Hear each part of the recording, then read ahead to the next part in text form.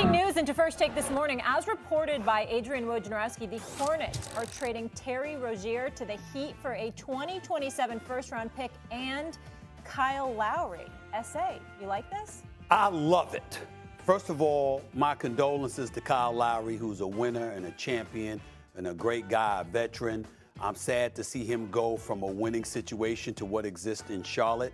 I am ecstatic for Terry Rozier. Somehow, someway, Jimmy Butler, Bam Adebayo, and like 10 dudes from ITT Tech find a way every year to go to either the Eastern Conference Finals or even the Finals. They just find a way against way more talented teams. I'm talking the Celtics, the Milwaukee Bucks. It doesn't matter. Like, on paper, sometimes you'll see it and you're like, well, the Celtics will win in 5 and the Bucks, of course, will win in the first round as the 1 seed. But, you know, Heat culture is real.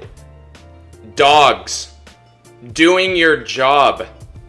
Kind of the small things. Role players making the plays that they need. Jimmy Butler being a closer. And it has also felt like the last, 2 or 3 years that the Miami Heat have literally been interested in every available NBA player across the league. I mean, tweets, ESPN, Miami is interested in this, Miami is interested in that.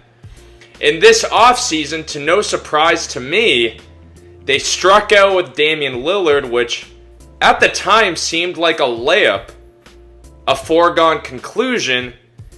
And then when, they thought that the Drew Holiday would be the consolation prize, he ended up in Boston. And yet they're still good this year.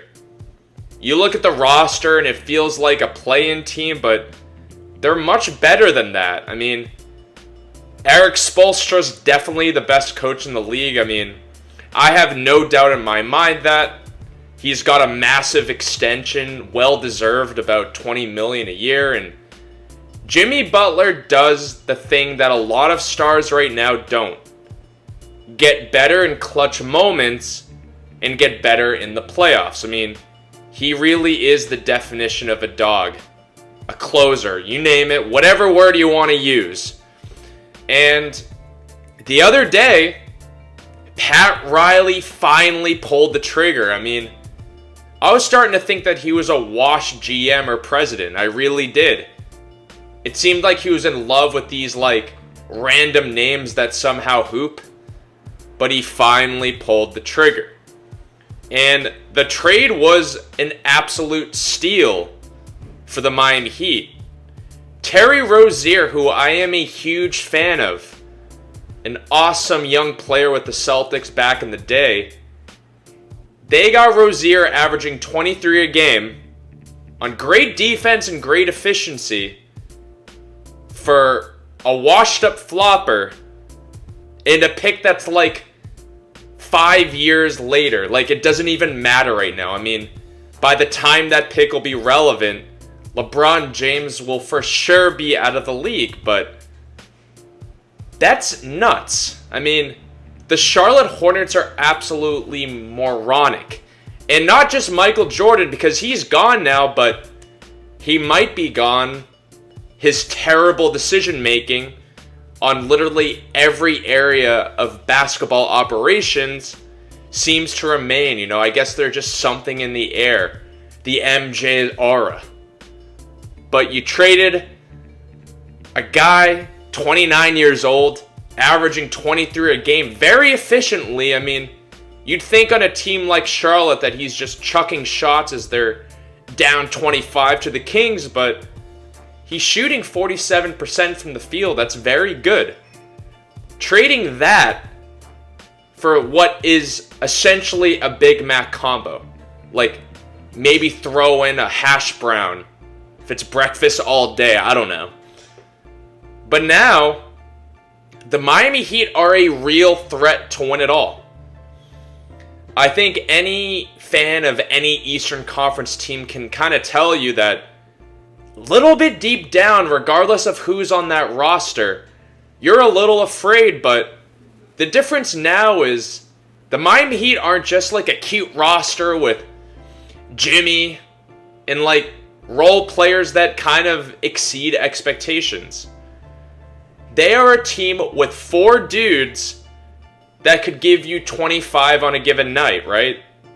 Jimmy Butler, Bam Adebayo, Tyler Hero, who's having easily the best, year of his career, definitely taking those Damian Lillard rumors personally. And then now Terry Rozier. Couple that with Vasquez and just other great role players. You still got Caleb Martin. They're a tough team.